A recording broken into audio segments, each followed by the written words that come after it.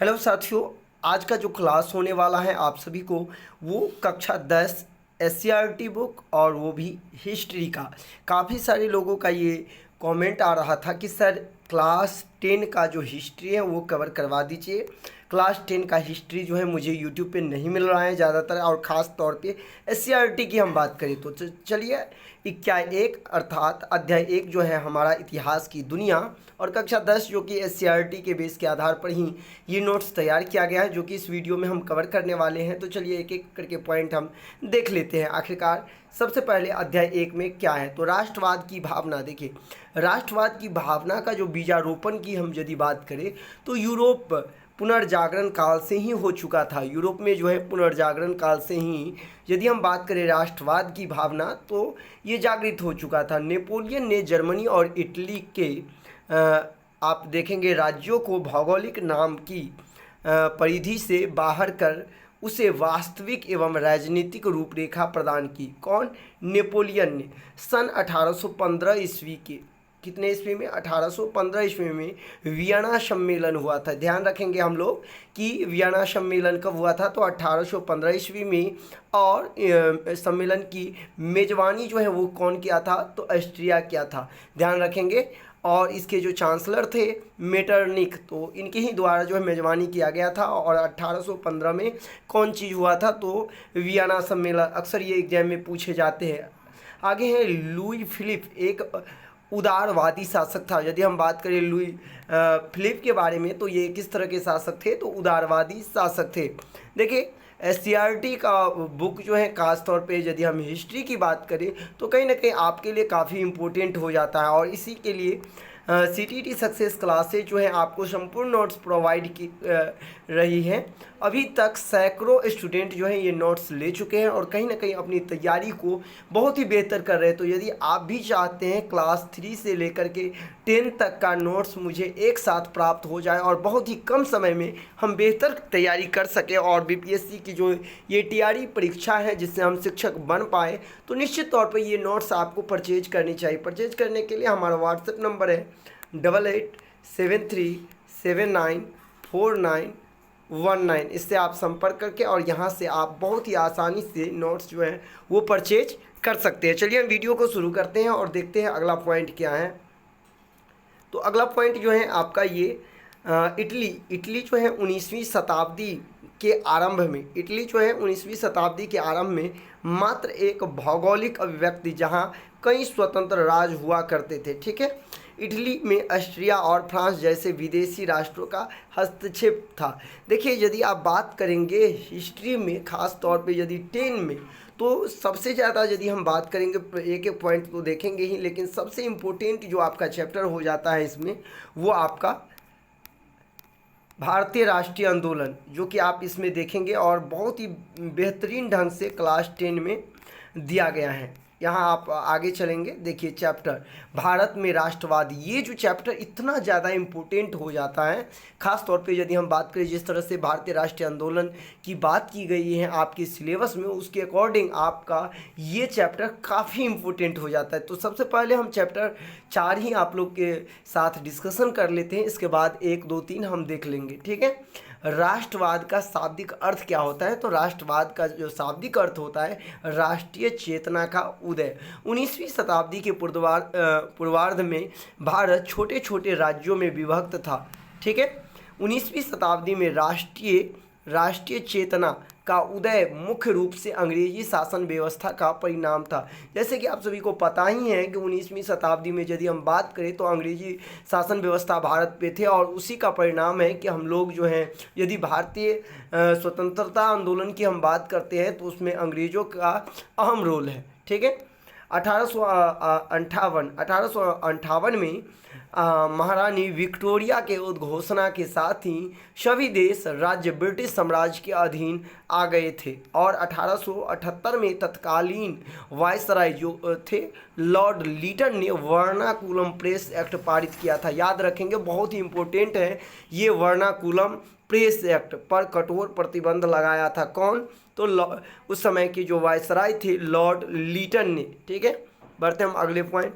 1879 में arm act, देखिए ये बहुत ही इंपॉर्टेंट पॉइंट हो जाता है, आर्म एक्ट के द्वारा जो है भारतीयों के लिए अस्त्र रखना जो है गैर कानूनी घोषित कर दिया था। ध्यान रखेंगे इस पॉइंट को कि किस तरह से, कौन से ऐसे एक्ट था जिसके तहत भारतीय जो है अस्त्र जो है अपने घरों में खुद के लिए नहीं रख सकते हैं। तो वो था आपका आर्म एक्ट, जो कि 1879 ईस्वी में आया था।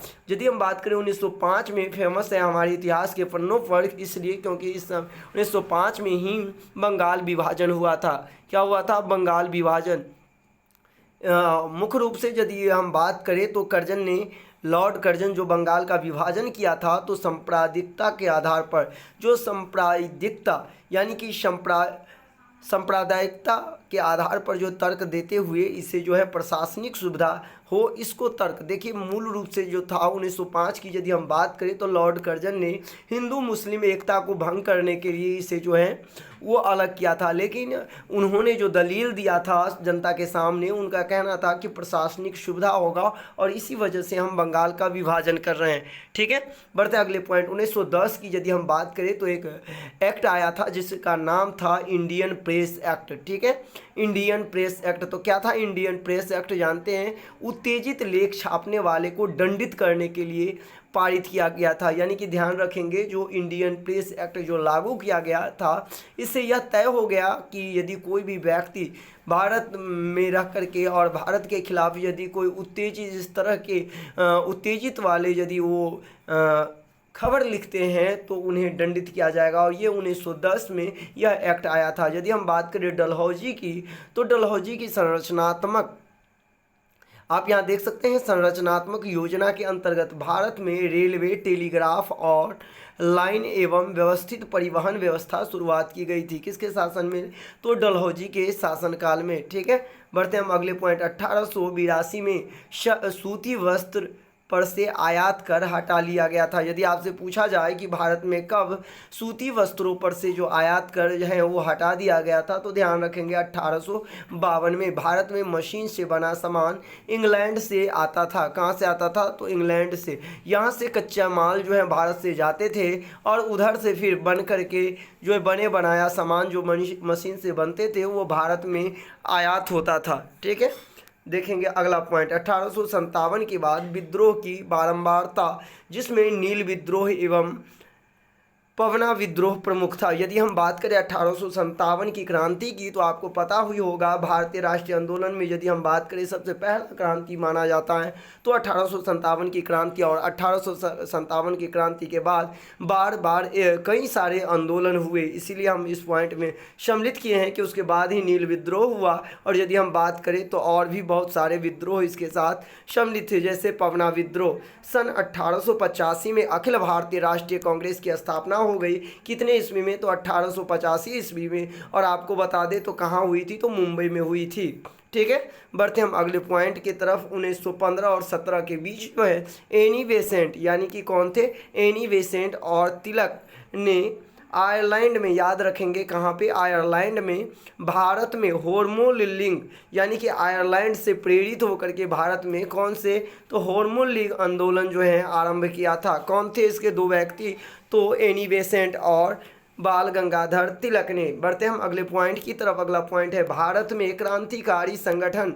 कौन क्रांतिकारी संगठन? बंगाल, महाराष्ट्र और पंजाब समेत उत्तरी भारत तक फैल गया था। ठीक है, बढ़ते हम अगले पॉइंट की तरफ।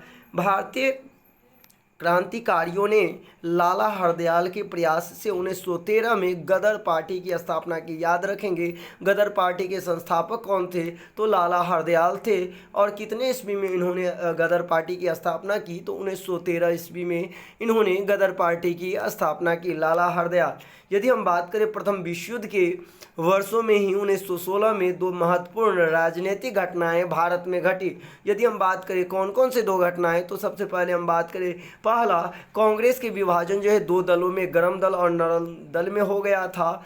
और उसी समय जो है, उस समय यानी कि जिस समय प्रथम विश्व युद्ध हो रहा था। यदि हम बात करें दूसरा, तो कांग्रेस जो है, कांग्रेस में मुस्लिम लीग के बीच साझा राजनीतिक आंदोलन चलाने की।